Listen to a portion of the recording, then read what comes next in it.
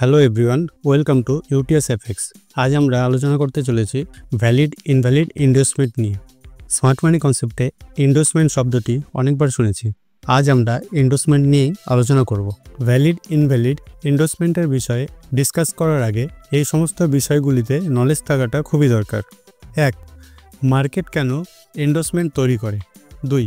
Pullback versus endorsement. Pullback আর এন্ডোর্সমেন্টের মধ্যে difference কী। 3 নম্বর bullish pullback. 4 নম্বর bearish pullback. আর finally আমরা discuss করব valid invalid endorsement নিয়ে। তবে ডিসকাশনটি স্টার্ট করার আগে তোমাদেরকে বলতে চাই এন্ডোর্সমেন্ট টপিকে সঠিক নলেজ থাকাটা কতটা ইম্পর্টেন্ট এবং কেন। যার কাছে এন্ডোর্সমেন্টের সঠিক নলেজ থাকবে না সে কখনোই মার্কেটের স্ট্রাকচার ম্যাপিং সঠিকভাবে করতে পারবে না, আর অলওয়েজ প্রাইস ডেলিভারি সাইকেলে ফেসে থাকবে আর মার্কেটকে বারবার এসএল দিতে থাকবে। তাহলে বুঝতেই পারছো এন্ডোর্সমেন্ট টপিকটি কতটা ইম্পর্টেন্ট। চলো তাহলে শুরু করা যাক। এন্ডোর্সমেন্ট হলো স্মার্ট মানির দ্বারা বানানো একটি ট্র্যাপ, যেখানে ইমপেশেন্ট ট্রেডাররা মার্কেটে আর্লি এন্ট্রি করে এবং স্মার্ট মানি তাদেরকে ম্যানিপুলেশন করে তার রিয়েল ডিরেকশনে ফিরে যায়। এই প্রসেসটিকেই মেনলি আমরা এন্ডোর্সমেন্ট বলে থাকি। আবার এন্ডোর্সমেন্টকে পুলব্যাক বা মার্কেট কারেকশনও বলা যেতে পারে, কারণ এটি একটি মার্কেট ফেস। সিম্পলি যদি বলা যায়, রিটেল ট্রেডাররা ওয়েট করে প্রাইস একটি নির্দিষ্ট জোনে আসার জন্য। যখন প্রাইস সেই নির্দিষ্ট জোনে আসে তখন তারা বাই বা সেল করে। বাট স্মার্ট মানি প্রাইস সেই নির্দিষ্ট জোনে আসার আগেই মার্কেটে লিকুইডিটি তৈরি করতে থাকে আর ইমপেশেন্ট ট্রেডারদেরকে ইন্ডিউস করতে থাকে তারা যাতে মার্কেটে আর্লি এন্ট্রি করে। এবং তারা এই ট্রিক্সে সফলও হয়ে যায়, কারণ যে সমস্ত ইমপেশেন্ট ট্রেডার মার্কেটে আর্লি এন্ট্রি করেছিল তাদেরকে স্মার্ট মানি ম্যানিপুলেশন করে তার রিয়েল ডিরেকশনে ফিরে যায়। চলো একটি ডায়াগ্রামের মাধ্যমে ব্যাপারটি বোঝার চেষ্টা করি।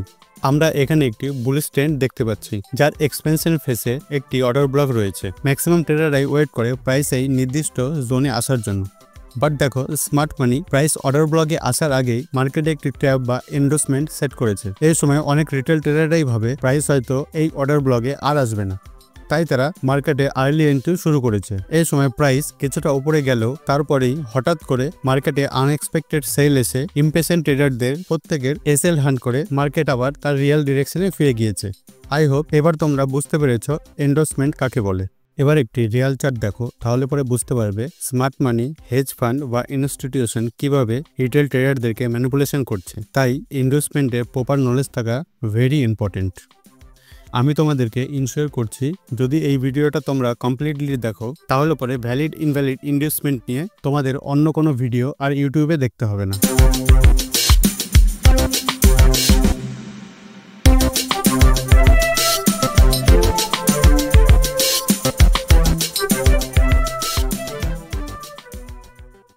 এবার আমরা আলোচনা করব পুলব্যাক নিয়ে। পুলব্যাক দেখতে ইজি মনে হলেও ব্যাপারটি কিন্তু বেশ কমপ্লিকেটেড, তাই একটু কেয়ারফুলি বুঝবে।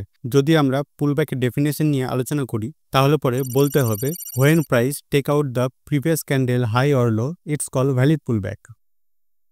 এটিকে একটু ডিটেলে বলতে গেলে যখন কোনো একটি বুলিশ ট্রেন্ডের হাইয়েস্ট ক্যান্ডেলের লো ব্রেক বা সুইপ হয় তখন তাকে বুলিশ পুলব্যাক বলা হয়ে থাকে। আর যখন কোনো একটি বেয়ারিশ ট্রেন্ডে লোয়েস্ট ক্যান্ডেলের হাই ব্রেক বা সুইপ হয় তখন তাকে বেয়ারিশ পুলব্যাক বলা হয়ে থাকে। এবারে আমরা ক্যান্ডেলস্টিক ফর্মে পুলব্যাকের ডিটেলস নিয়ে আলোচনা করব, যাতে তোমাদের বুঝতে আরও খানিকটা সুবিধা হয়। এখানে লেফট সাইডে বুলিশ পুলব্যাকের ডেফিনেশন দেওয়া রইল। এখানে দেখা যাচ্ছে মার্কেট একটি বুলিশ ট্রেন্ডে রয়েছে। বুলিশ ট্রেন্ডের হাইয়েস্ট ক্যান্ডেল এ ক্যান্ডেলের লো সুইপ করেছে বি ক্যান্ডেল। পুলব্যাকের ডেফিনেশন অনুযায়ী বুলিশ ট্রেন্ডে হাইয়েস্ট ক্যান্ডেলের লো ব্রেক বা সুইপ করলে সেটি একটি ভ্যালিড পুলব্যাক। সেমভাবে 2 নম্বর ডায়াগ্রামটিতেও হাইয়েস্ট ক্যান্ডেল এ ক্যান্ডেলের লো ব্রেক করেছে বি ক্যান্ডেল, তাই এটিও একটি ভ্যালিড পুলব্যাক। এবারে এই ডায়াগ্রামটিতে দেখা যাচ্ছে বেয়ারিশ ট্রেন্ডের ক্ষেত্রে এ হলো লোয়েস্ট ক্যান্ডেল, এই লোয়েস্ট ক্যান্ডেলের হাই সুইপ করেছে বি ক্যান্ডেল, তাহলে পুলব্যাকের ডেফিনেশন অনুযায়ী এটিও একটি valid pullback. As simple as 2 নম্বর ডায়াগ্রামেও এ হলো লোয়েস্ট ক্যান্ডেল, এ ক্যান্ডেলে হাই ব্রেক করেছে বি ক্যান্ডেল, আর এ যেহেতু এখানে লোয়েস্ট ক্যান্ডেল সেই হিসাবে এটিও একটি bearish valid pullback. I hope এখন তোমাদের কাছে ব্যাপারটি অনেকটাই ক্লিয়ার হয়েছে। এবার আরেকটি ইনফরমেশন দিয়ে রাখি, সেটি হলো it is not necessary that next candle must close or break the high or low of the candle. Highest ক্যান্ডেলে লো ব্রেক হয়ে যায় তখনই সেটি পুলব্যাক হিসাবে কাউন্ট হয়ে যায়। হাইয়েস্ট ক্যান্ডেলে হাই ব্রেক হওয়ার কোনো প্রয়োজন নেই। সিমিলারলি যখন কোনো একটি বেয়ারিশ ট্রেন্ডে লোয়েস্ট ক্যান্ডেলের হাই ব্রেক হয়ে যায় তখনই সেটা ভ্যালিড পুলব্যাক হিসেবে কাউন্ট হয়ে যায়। লোয়েস্ট ক্যান্ডেলের লো ব্রেক হওয়ার কোনো প্রয়োজন হয় না। এখানে দেখো এই বুলিশ ট্রেন্ডে এ হাইয়েস্ট ক্যান্ডেলের লো সুইপ করেছে বি ক্যান্ডেল। যখনই এ ক্যান্ডেলের লো সুইপ করেছে বি ক্যান্ডেল, তখনই এটা ভ্যালিড পুলব্যাক হিসেবে কাউন্ট হয়ে গিয়েছে। এ ক্যান্ডেলের হাই সি ক্যান্ডেল দ্বারা ব্রেক হওয়ার কোনো প্রয়োজন হয়নি। সিমিলারলি এখানে একটি বেয়ারিশ ট্রেন্ড রয়েছে। এই বেয়ারিশ ট্রেন্ডের এ লোয়েস্ট ক্যান্ডেল, এই লোয়েস্ট ক্যান্ডেলের হাই সুইপ করেছে বি ক্যান্ডেল। যখনই এ ক্যান্ডেলের হাই সুইপ করেছে বি ক্যান্ডেল, তখনই এটি একটি ভ্যালিড পুলব্যাক হিসেবে কাউন্ট হয়ে গিয়েছে। এ ক্যান্ডেলের লো সি ক্যান্ডেল দ্বারা ব্রেক হওয়ার কোনো প্রয়োজন নেই। চলো তাহলে এবার আমরা কিছু পুলব্যাক প্যাটার্ন দেখি ও বোঝার চেষ্টা করি এদের মধ্যে কোনটি ভ্যালিড ও কোনটি ইনভ্যালিড। বলতে পারবে এই ডায়াগ্রামে বুলিশ ট্রেন্ডে হাইয়েস্ট ক্যান্ডেল কোনটি। এখানে এ হলো হাইয়েস্ট ক্যান্ডেল। এখন দেখতে হবে এই ক্যান্ডেলের লো ব্রেক বা সুইপ হয়েছে কিনা।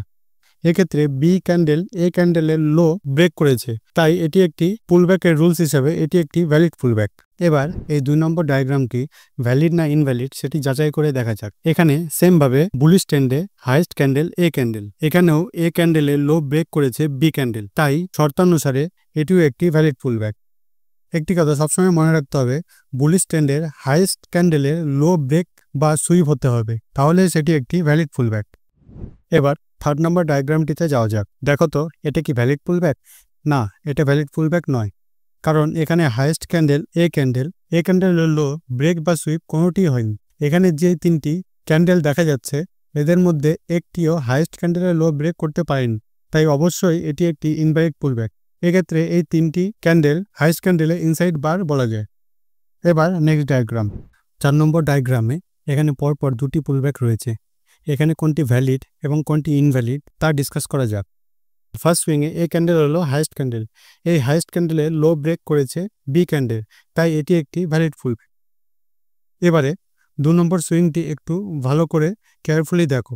অনেকেই মনে করতে পারো এটি একটি ইনভ্যালিড পুলব্যাক, কিন্তু ভালো করে দেখলে বোঝা যাবে এখানে ডি ক্যান্ডেল হাইয়েস্ট ক্যান্ডেল নয়, বরং এখানে ই ক্যান্ডেল হাইয়েস্ট ক্যান্ডেল। এবারে যেহেতু পুলব্যাকের রুলস হিসেবে বুলিশ ট্রেন্ডে হাইয়েস্ট ক্যান্ডেলের লো ব্রেক বা সুইপ হতে হবে, এখানে তাই হয়েছে। হাইয়েস্ট ক্যান্ডেল ই ক্যান্ডেলের লো ব্রেক করেছে এফ ক্যান্ডেল, তাই এটি একটি ভ্যালিড পুলব্যাক। চলো এবারে আলোচনা করা যাক বেয়ারিশ পুলব্যাক নিয়ে। বেয়ারিশ পুলব্যাকের ক্ষেত্রে সেম রুলসগুলি অ্যাপ্লিকেবল, বাট এক্ষেত্রে রুলসগুলিকে একটু রিভার্স করে নিতে হয়। এখানে পরপর 4টি পুলব্যাকের ডায়াগ্রাম দেওয়া রইল। এই ডায়াগ্রামগুলি দেখে এর মধ্যে কোনটি ভ্যালিড এবং কোনটি ইনভ্যালিড সেটি আমাকে কমেন্টে জানাও। তোমরা চাইলে পরপর 1 2 3 4 লিখে পাশে ভ্যালিড বা ইনভ্যালিড লিখে আমাকে কমেন্ট করতে পারো। আমি কথা দিচ্ছি প্রত্যেকটি কমেন্টের আনসার আমি করব। আশা করি এরপর পুলব্যাক নিয়ে তোমাদের আর কোনো কনফিউশন থাকবে না। এরপরেও যদি কোনো কনফিউশন থেকে থাকে তাহলে নিচে দেওয়া মেইল আইডিতে তোমরা মেলও করতে পারো। আর যদি এই ভিডিওটি নলেজেবল লেগে থাকে তাহলে পরে চ্যানেলটি সাবস্ক্রাইব করতে ভুলবে না। এবারে আমরা ফাইনালি আলোচনা করব ভ্যালিড ইনভ্যালিড এন্ডোর্সমেন্ট নিয়ে। ভ্যালিড ইনভ্যালিড এন্ডোর্সমেন্ট বুঝতে হলে সবার আগে বুঝতে হবে পুলব্যাক কি। আশা করি পুলব্যাক কনসেপ্টটি এখন তোমাদের কাছে ফুললি ক্লিয়ার হয়েছে। আদতে এন্ডোর্সমেন্ট হলো যে কোনো একটি সুইংয়ের ফার্স্ট ভ্যালিড পুলব্যাক। এটি বুলিশ সুইংও হতে পারে অথবা বেয়ারিশ সুইংও হতে পারে। এবারে একটি ভেরি ইম্পর্টেন্ট টিপস দিচ্ছি। যখনই আমরা চার্টে এন্ডোর্সমেন্ট ফাইন্ড করব, তখনই যে কোনো সুইংয়ের শুধুমাত্র লেফট সাইডে এন্ডোর্সমেন্ট থাকবে, সেটি বুলিশ ট্রেন্ড হোক বা বেয়ারিশ ট্রেন্ড হোক। এবার এই ডায়াগ্রামটি দেখো, তাহলে বুঝতে পারবে এন্ডোর্সমেন্ট কিন্তু বুলিশ ট্রেন্ডেরও বাঁদিকে রয়েছে, আবার বেয়ারিশ ট্রেন্ডেরও বাঁদিকে রয়েছে। এবার একটু বোঝার চেষ্টা করি কেন আমরা এন্ডোর্সমেন্ট টপিকে পুলব্যাক নিয়ে এত ডিপ আলোচনা করলাম। কারণ এখানে দেখলে বুঝতে পারবে এ আর বি মিলে একটি ভ্যালিড পুলব্যাক তৈরি করেছে, তেমনি এ বি সি ডি মিলে একটি ভ্যালিড এন্ডোর্সমেন্ট তৈরি করেছে। এখন ক্লিয়ারলি বোঝা যাচ্ছে যদি পুলব্যাক ভ্যালিড না হয় তাহলে এন্ডোর্সমেন্টও ভ্যালিড হওয়া সম্ভব নয়। সিমিলারলি নিচের সুইংটিতেও এ আর বি মিলে একটি ভ্যালিড পুলব্যাক তৈরি করেছে, আর এ বি সি ডি মিলে একটি ভ্যালিড এন্ডোর্সমেন্ট তৈরি করেছে। এবার বেয়ারিশ ট্রেন্ডের ক্ষেত্রেও দেখে নাও। চলো এবার আমরা রিয়েল মার্কেটে এন্ডোর্সমেন্ট ফাইন্ড করা শিখি। স্ক্রিনে যে চার্টটি দেখা যাচ্ছে এটি একটি রিয়েল মার্কেট গোল্ড চার্ট। এবার এখানে আমরা এন্ডোর্সমেন্ট ফাইন্ড করব। তাতে করে তোমাদেরকে একটি কমপ্লিট নলেজ হয়ে যাবে যে ভ্যালিড ও ইনভ্যালিড এন্ডোর্সমেন্ট কোনটি।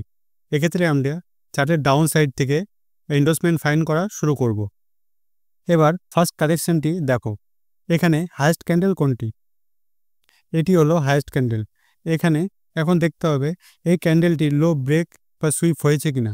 এখানে হাইয়েস্ট ক্যান্ডেলের লো সুইপ বা ব্রেক কোনোটিই হয়নি, অর্থাৎ এটি একটি ইনভ্যালিড এন্ডোর্সমেন্ট। এখানে নেক্সট কারেকশনের ক্ষেত্রেও সেম হয়েছে, অতএব হাইয়েস্ট ক্যান্ডেলের লো ব্রেক বা সুইপ কোনোটিই হয়নি, তাই এটিও একটি ইনভ্যালিড এন্ডোর্সমেন্ট।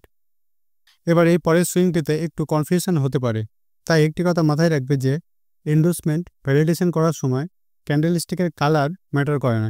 বুলিশ মার্কেটে হাইয়েস্ট ক্যান্ডেলের লো ব্রেক বা সুইপ হলে সেটি একটি ভ্যালিড এন্ডোর্সমেন্ট। এখানে সেটি হয়েছে, হাইয়েস্ট ক্যান্ডেলের লো ব্রেক হয়েছে, তাই এটি একটি ভ্যালিড এন্ডোর্সমেন্ট। এবার ফোর্থ কারেকশনের ক্ষেত্রে একই রকমভাবে হাইয়েস্ট ক্যান্ডেলের লো ব্রেক হয়েছে, তাই এটি একটি ভ্যালিড এন্ডোর্সমেন্ট। আবার ফিফথ ক্যান্ডেলের ক্ষেত্রে কিন্তু হাইয়েস্ট ক্যান্ডেলটির লো ব্রেক হয়নি, তাই এটি কোনোভাবেই ভ্যালিড এন্ডোর্সমেন্ট হতে পারে না, অবশ্যই এটি একটি ইনভ্যালিড এন্ডোর্সমেন্ট। আশা করি এবার তোমাদের সম্পূর্ণ বিষয়টি ক্লিয়ার হয়েছে। এতক্ষণ যেভাবে বুলিশ মার্কেটে আমরা ভ্যালিড এন্ডোর্সমেন্ট ফাইন করলাম, ঠিক সেভাবেই বেয়ারিশ মার্কেটেও তোমাদেরকে এন্ডোর্সমেন্ট ফাইন করতে হবে। শুধুমাত্র এখানে লোয়েস্ট ক্যান্ডেলের হাই ব্রেক হয়েছে কিনা সেটা লক্ষ্য রাখতে হবে। Thank you for watching.